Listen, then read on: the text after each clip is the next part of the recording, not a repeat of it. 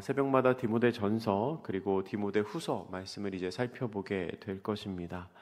디모데 전후서는 신약 성경의 분류에 의하면 서신서에 속하는 성경입니다. 서신서, 그러니까 편지글이라는 거죠. 그리고 서신서 중에서는 목회서신에 속합니다. 이 목회서신이라는 것은 목회, 사역을 잘 감당하기 위한 지침이 들어있는 선배 목회자가 후배 목회자에게 쓴 편지입니다. 사도 바울은 디모데를 영적인 아들이라고 불렀습니다.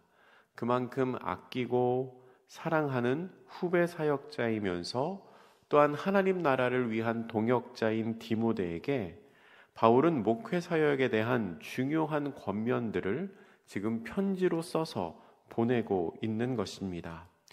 물론 편지는 바울이 썼지만 하나님께서 지혜를 주셨고 그 편지 안에 복음의 가르침이 녹아있고 또한 성령님의 감동으로 성령님이 바울 사도의 스승이 되셔서 이 편지를 쓰게 하셨습니다. 그래서 디모데전서 4장 1절에 보면 그런 표현이 있어요. 그러나 성령이 밝히 말씀하시기를, 그러니까 성령이 밝히 말씀하셨다. 성령님이 나에게 가르쳐 주셔서 내가 너에게 이렇게 편지를 쓴다라고 표현하는 부분이 있습니다. 그리고 디모데가 받았던 이 편지, 디모데 전후서는 이 시대에서 사역하는 많은 목회자들과 그리고 이 시대에서 교회를 섬기는 성도들에게도 꼭 필요한 권면으로 그리고 하나님의 말씀으로 우리 가운데 남아 있습니다. 바울은 디모데전서 1장에서 사도로서의 정체성을 확립하고 영적인 싸움을 싸워야 한다고 말했습니다. 그리고 오늘 우리가 읽은 본문인 이 디모데전서 2장에 들어서서는 믿음 생활을 위한 구체적인 권면을 하기 시작합니다.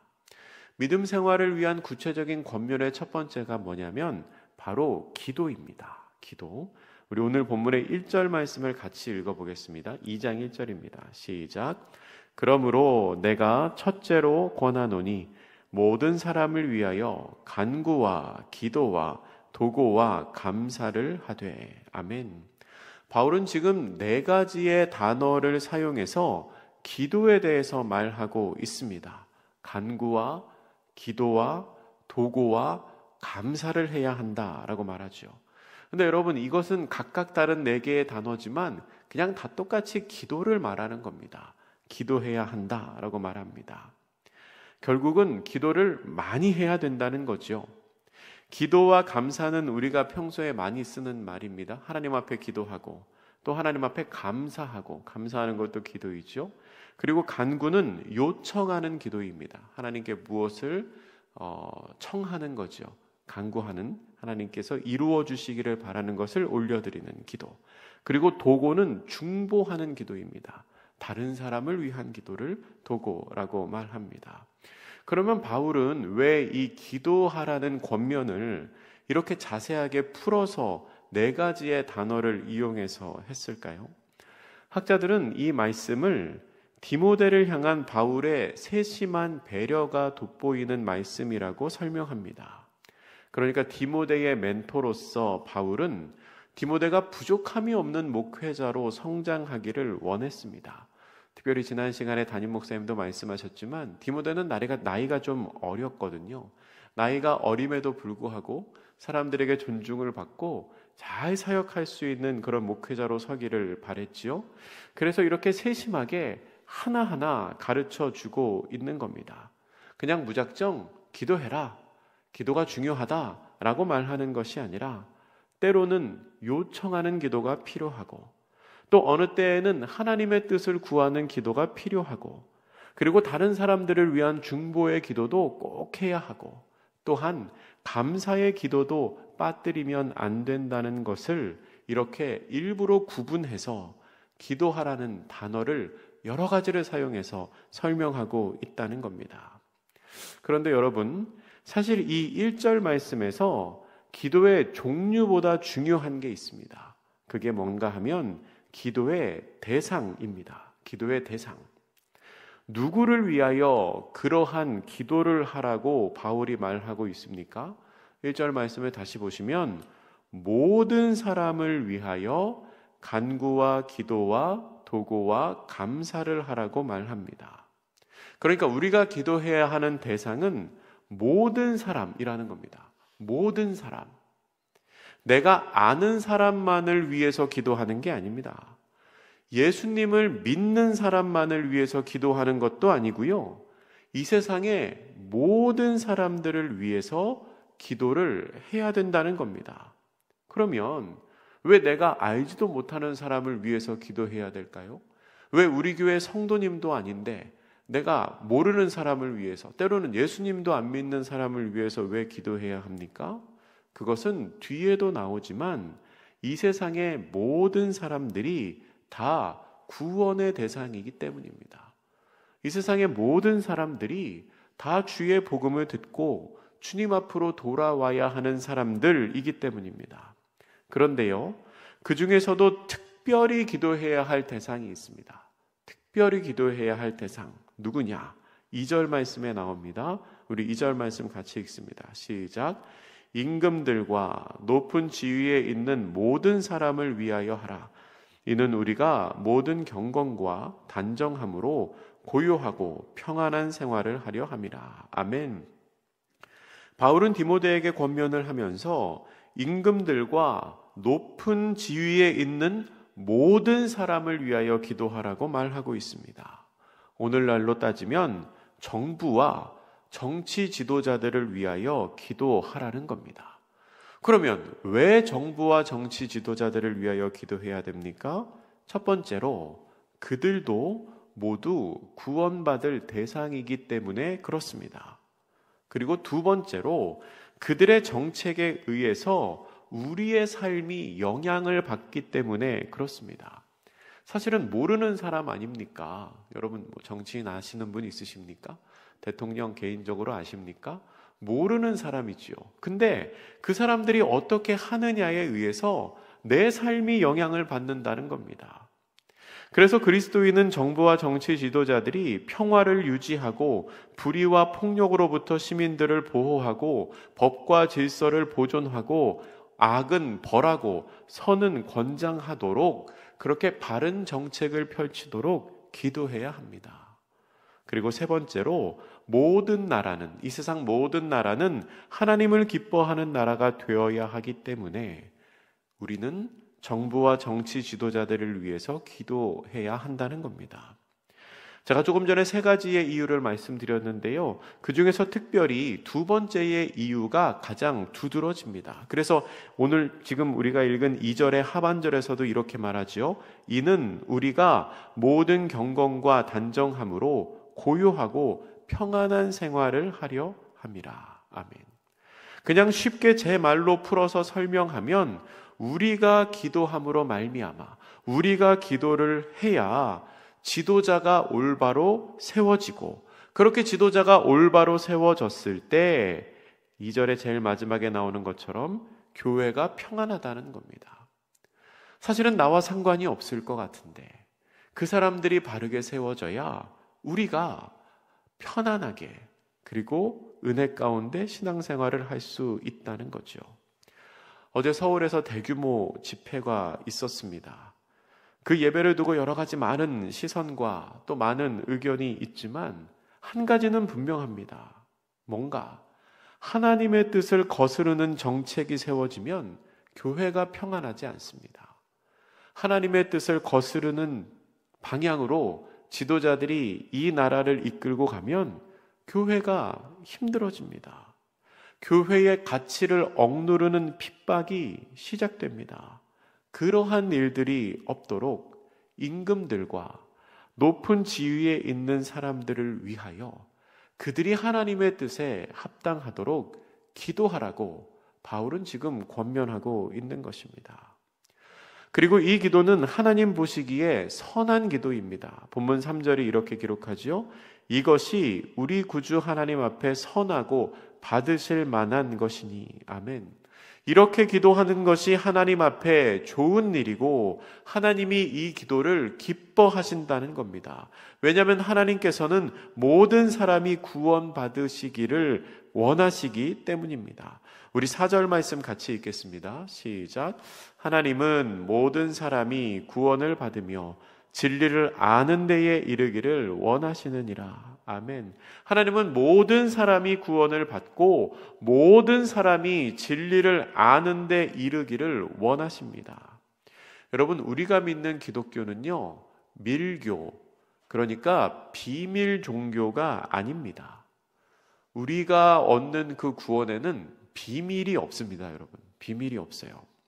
사도 바울 당시에는요, 영지주의적인 경향을 가진 거짓 교사들이 구원을 받기 위해서는 깨달아야 한다고 말했습니다.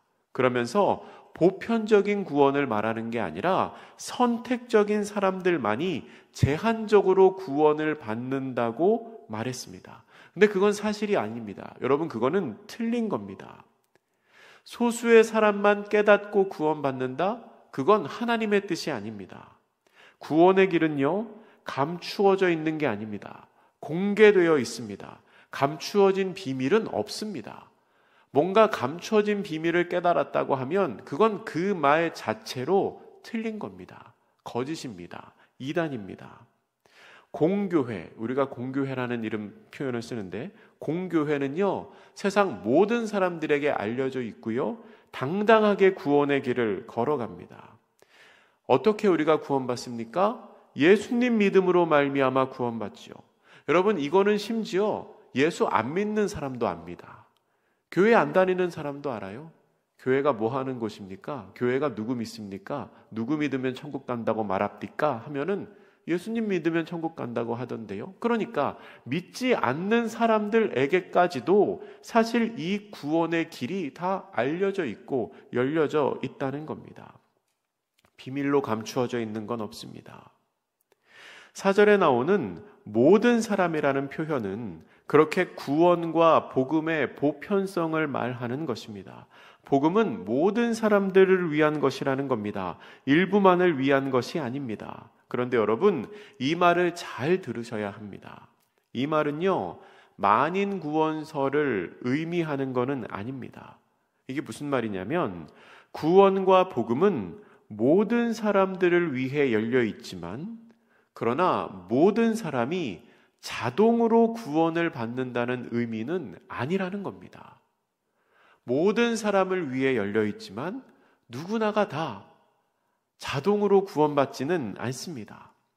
마태복음 22장에 혼인잔치 비유가 나오는데요. 그 혼인잔치 비유의 마지막 말씀은 이렇게 기록합니다.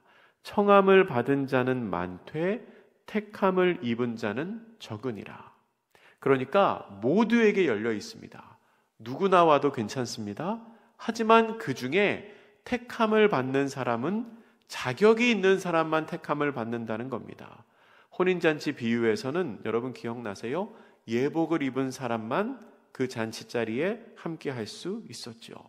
구원의 길에 있어서는요, 예수를 그리스도로 믿는 사람만 그 구원의 길에 들어설 수 있습니다. 그러니까 모든 사람에게 열려 있지만 믿는 사람만이 구원을 받는다는 겁니다. 오늘 본문의 5절 말씀은 구원의 길과 구원의 방법에 대해서 명확하게 이야기합니다. 5절도 같이 읽겠습니다. 시작. 하나님은 한 분이시요 또 하나님과 사람 사이에 중보자도 한 분이시니 곧 사람이신 그리스도 예수라. 아멘. 하나님과 사람 사이의 중보자는 한 분이십니다. 곧 사람으로 오신 예수 그리스도이십니다. 하나님께서 처음 사람을 지으셨을 때는 하나님과 사람이 서로 대화하고 서로 화목했습니다. 그런데 죄가 사람들 마음에 들어오고 난 이후에는 그 죄가 하나님과 사람 사이를 갈라놓았습니다. 멀어졌습니다. 그런데 그 갈라진 틈 사이에 예수님께서 오셔서 자신의 몸을 버려 하나님과 사람을 화해시키시고 구원의 길을 열어주셨습니다. 그렇기 때문에 우리의 유일한 중보자는 예수 그리스도이십니다. 예수 그리스도 외에는 하나님 앞에서 우리를 중보하고 우리를 대속하실 분이 아무도 없습니다. 6절은 이렇게 기록합니다. 그가 모든 사람을 위하여 자기를 대속물로 주셨으니 기약이 이르러 주신 증거니라. 아멘. 예수님께서 모든 사람을 위하여 자신을 대속물로 주셨습니다. 모든 사람을 위하여 이미 자신의 몸을 대속물로 주셨기 때문에 누구든지 예수님을 통하여 누구든지 예수님을 믿으면 구원의 길에 이를 수 있습니다. 하지만 아까 말씀드린 것처럼 모든 사람을 위해 예수님이 이미 자신의 몸을 버려주셨지만 그것이 누구나가 다 구원을 받는다는 의미는 아닙니다. 예수님이 그렇게 나를 위해 자신을 희생하셨다는 것을 믿는 사람들에게만 중보자로서의 예수님의 사역이, 중보자로 이 땅에 오신 그 예수님의 사역이 성취가 되는 것입니다. 이것은 6절에 나오는 대로 기약이 이르러 주신 증거입니다. 그러니까 하나님의 때가 되어서, 약속하신 때가 되어서 하나님께서 보시기에 가장 좋은 때에 하나님의 약속, 하나님의 예언이 예수 그리스도로 말미암아 성취되었다는 겁니다.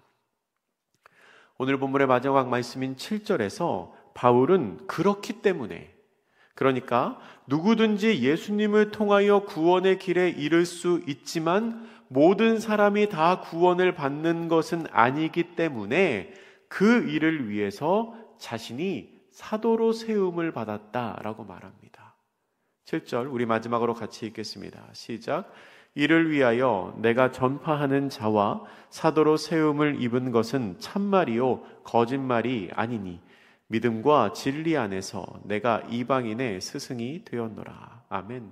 바울은 그 복음, 그러니까 예수님께서 모든 사람의 중보자가 되어 주셨다는 그 사실, 이 복음을 전하기 위해서 사도로 세움을 받았다는 겁니다. 그리고 특별히 이방인의 스승이 되었다라고 표현합니다. 이방인의 스승이 되었다는 것은 바울이 전하는 복음이 유대인의 경계를 넘어서서 이 복음을 이방인에게 전파함으로 말미암아 이 복음이 그야말로 유대인들만을 위한 것이 아닌 모든 사람을 위한 기쁜 소식임을 내가 전하게 되었다라고 말하고 있는 것입니다. 말씀을 정리하겠습니다. 바울은 믿음 생활을 위한 구체적인 권면을 하면서 첫 번째로 기도할 것을 말합니다.